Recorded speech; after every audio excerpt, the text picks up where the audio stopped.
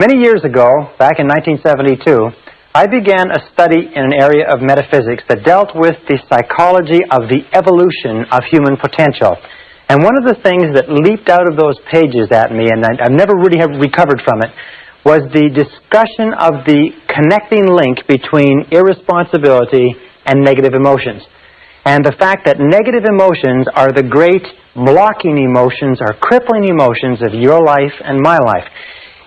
If the whole purpose of life, if you like, is to achieve higher levels of peace of mind, happiness, contentment, satisfaction, and so on, we have to sit down and we have to look and say, what stops us, or what is blocking us, or what gets in the way of us really enjoying our lives? And you find invariably it's negative emotions of some kind.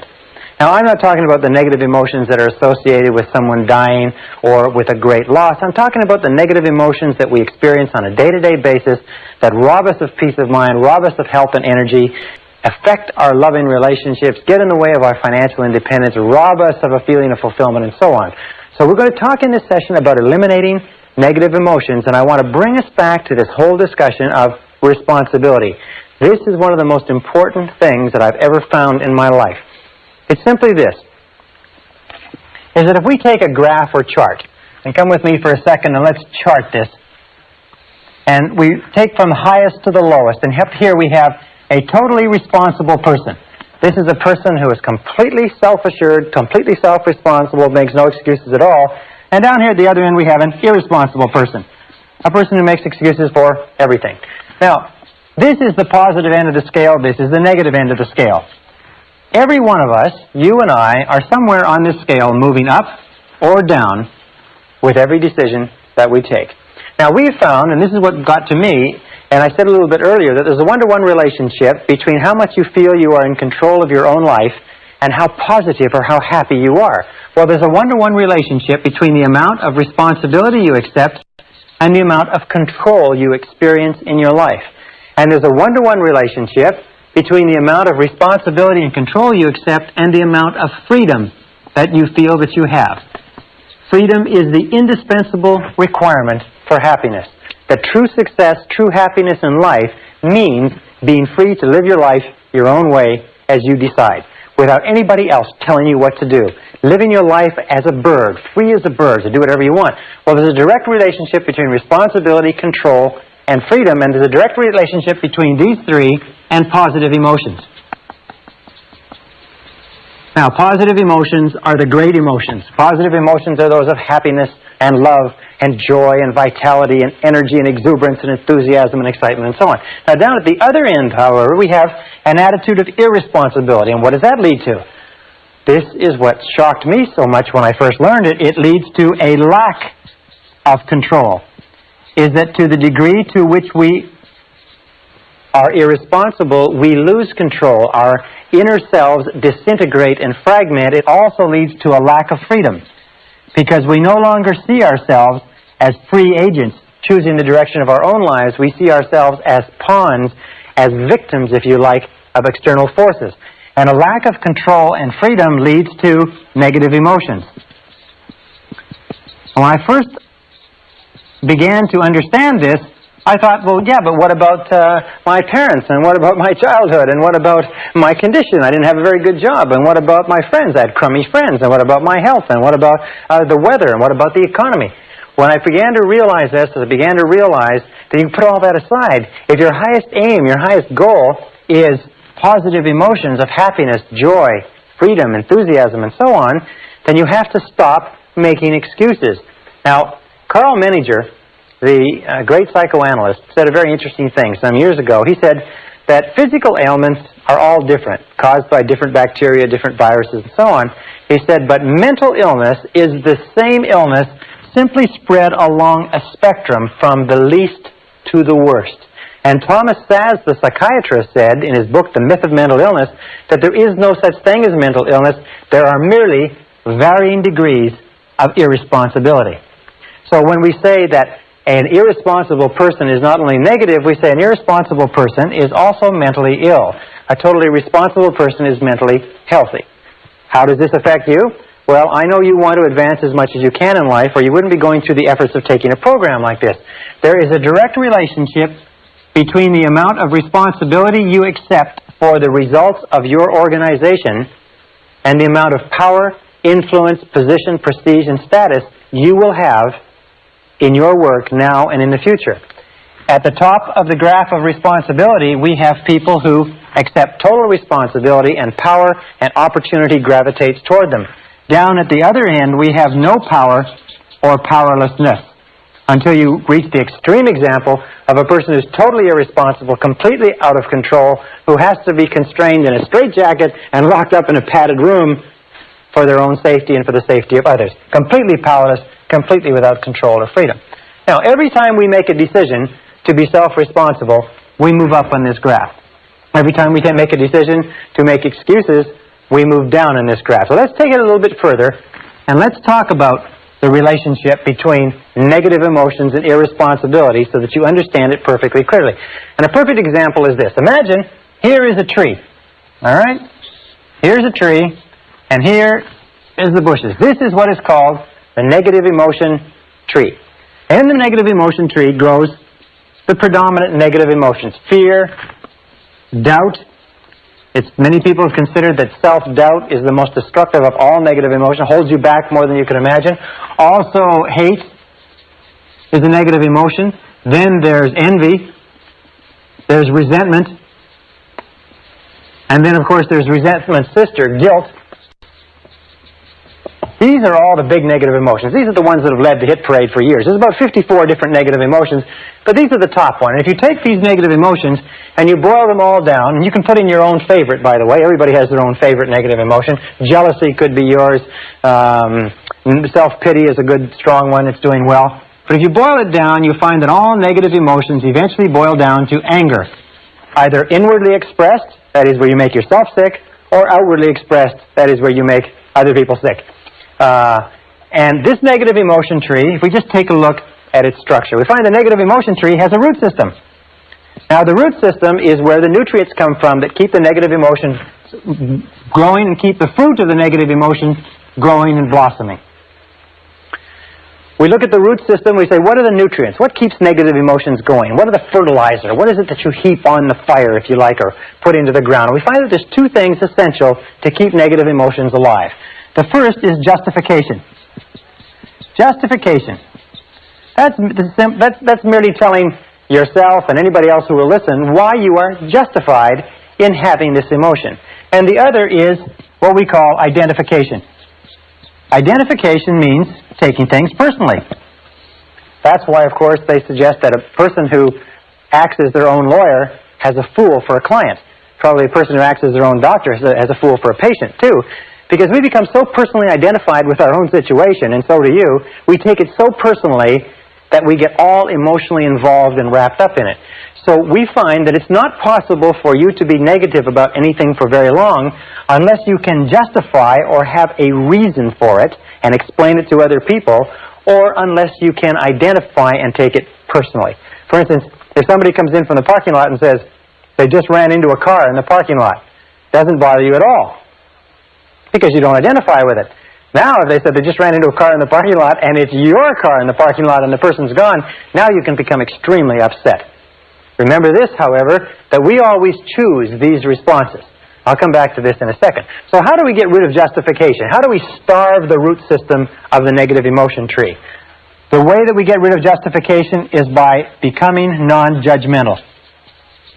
Refrain from judging. Hold back from judging. Instead of casting a judgment that somebody is guilty of something, somebody has done something, just remain open and neutral. Just remaining neutral, and that's the key, stops the negative emotion from getting going.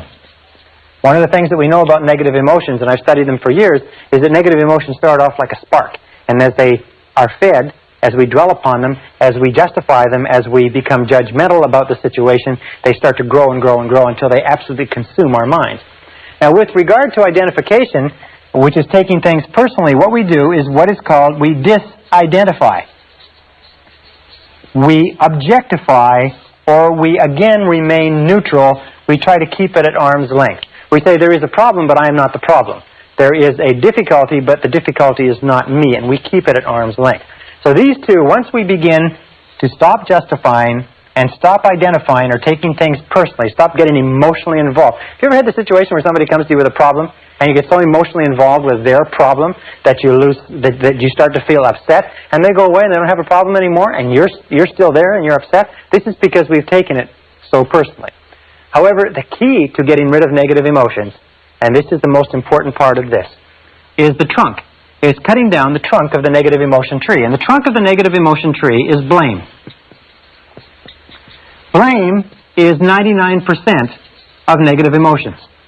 Now, it's very important to understand where negative emotions come from. Negative emotions come from inside you.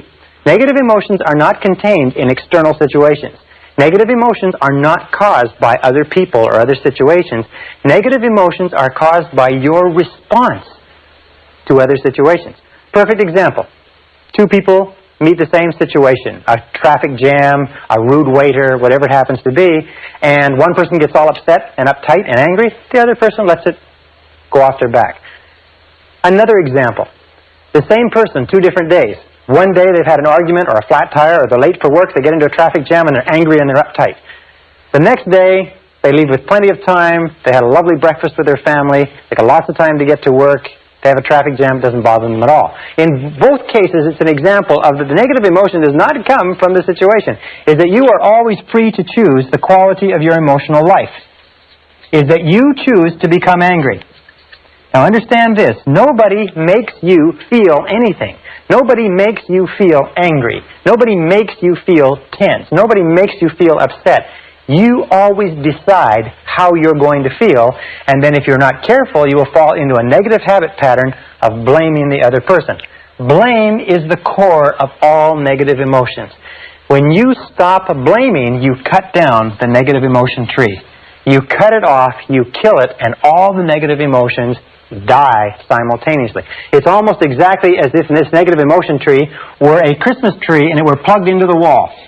And the negative emotions were Christmas tree lights. And you took this plug and you jerked it out of the wall, what would happen? Well, what would happen is that all the negative emotions, the lights, would go out simultaneously, just like that. How do you do this? You do this by using the law of substitution. Remember, the law of substitution says that the conscious mind can only hold one thought at a time. It's the thought that the conscious mind holds that determines how the emotions will react, how the subconscious mind will react. Since it can only hold one thought at a time, what you do is you knock out the thought that is causing the negative emotion, the blame thought, and you replace it with this affirmation. I am responsible. I am responsible. I am responsible.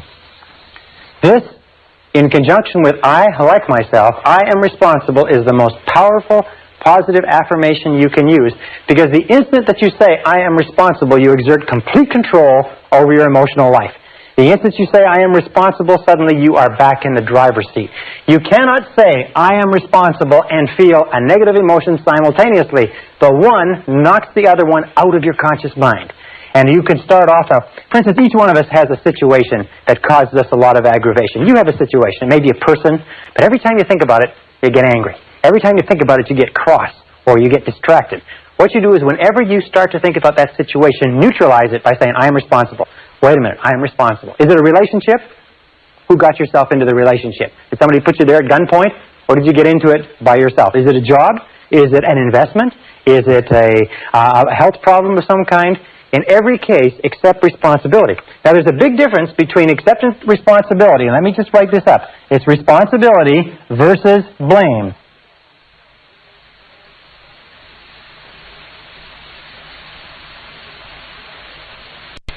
Responsibility versus blame. What is blame? Blame always looks backward toward the past. Blame looks toward the past, toward what cannot be done, toward what can't be changed. Responsibility always looks to the future. So people say, well, when you accept responsibility, isn't it the same as saying you're to blame? No. It's the same as saying that you are in charge of the quality of your thinking from this moment onward. So let us say that you come out to the parking lot and somebody's run into your car. Now you have two choices. You can become angry and upset and run around and scream and shout, or you can act in a responsible manner. You can do everything possible to trace the culprit, and other than that, you can live with it maturely. So responsibility always looks to the future. Responsibility always asks this question when faced with a problem. What can we do? Not who did it, but what can we do from here? Where do we go from here? What can we do? This is the question of the responsible person. We don't cry over spilt milk. We just say, all right, what's the solution? And we get on with the game. The irresponsible person always says, who did it? And is obsessed with finding out who did it and then taking whatever blame there is and apportioning it so that everybody gets their fair share of the blame, which of course does nothing to resolve the difficulty. So the key to cutting down the negative emotion tree is using the axe and eliminating blaming. The day that you begin to eliminate blaming from your life is the day that your life starts to take off. Because the day that you start to eliminate blaming and negative emotions, suddenly most of the problems, most of the things that stand between you and the happiness you desire vanish. Why am I making such an emphasis on negative emotions? Well, let me make that clear for just a second. What I found, and this is what was staggering to me, because I've always been committed to realizing my potential as a human being, is that you cannot advance in life except to the degree to which you get rid of your negative emotions. You cannot make any progress. You cannot go any further than where you are right this minute except to the degree to which you leave your negative emotions behind. Now, by the way, with regard to the negative emotion that you have that's associated with another person or situation, it's difficult to accept responsibility. It's difficult to say, I am responsible initially, because you've been blaming that person for so long. So sometimes you have to say it with gritted teeth. You have to say, wait a minute, I am responsible. I am responsible. But the more you repeat this, I am responsible, I am responsible, I am responsible, it comes easier and easier. Eventually it gets to the point where as soon as you think of that person or situation, you can neutralize the thought by the law of substitution by saying, wait a minute, I am responsible. I am responsible. There's a beautiful line that you can use also in dealing with difficult people. It goes back to self-esteem, and it also has to do with eliminating negative emotions, is say something like this: no matter what you say or do, I'm still a valuable and worthwhile person. Or, no matter what happens, I am still a valuable and worthwhile person. Or, no matter how this situation turns out, I am still a valuable and worthwhile person. The natural course of life is this. Here's the road of life. And when we're children, we start off with no negative emotions. All negative emotions, by the way, have to be taught to a child. They have to be taught, and the child has to learn them from their parents. Have you ever seen a negative baby? There's no such thing as a negative baby. Babies just laugh, and they're happy, and they cry when they have needs, but babies are not negative. But as we grow up, we watch the people around us, and we begin to develop our own negative emotions, which we carry in a sack on our back. As we become teenagers, this sack grows big enough to the point where we can even go to slumber parties, or we can get together with our buddies, and we can talk about how terrible our childhood has been, how rotten our parents are, how rotten our siblings, teachers, and everything else are. Now, when we become adults, what is the mark of adulthood in our society? The mark of adulthood is that you have a great gunny sack full of negative emotions because you have suffered. And what happens is you spend most of your time when you're with other people letting down your guards and telling them about how much you've suffered. What you do is you use exchanges of negative emotions as the basis for your relationships. You say, look, I'll show you my negative emotions if you'll show me yours. Remember, like we used to do as kids? And what you do is you get together like a couple of traders in an Arab bazaar, and you display your negative emotions. You say, oh, look at this rotten childhood I had, and look at this terrible relationship, and look at how crummy my boss is, and how rotten this is, and so on. And you exchange them back and forth. Now, what happens when you talk about and think about your negative emotions? Remember the law of concentration? Whatever you dwell upon grows. Whatever you dwell upon grows and gains strength and stays alive. Negative emotions, by the way, and this is another thing that I learned in the study, is negative emotions are very fragile and ephemeral things. Is that if you don't keep them alive through constant talking, through constant cultivation, you know what happens? They die on you.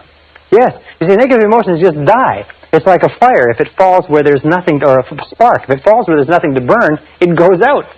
Negative emotions, unless you talk about them and keep them going, unless you dwell on them all the time, they die on you. You ever had an experience where you're really worried about something, you're really upset about something, and it's preoccupying all of your time, and then you get to work or you get home and you get so busy doing something else that for about 3 or 4 hours you don't have time to think of anything else?